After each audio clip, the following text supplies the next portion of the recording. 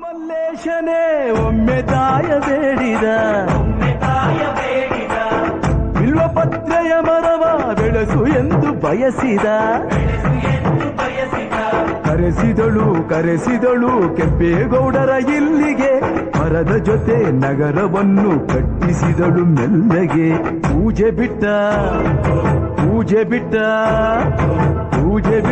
ನಗರ ದೊರೆಯ ವಿಜಯನಗರಕ್ಕೆ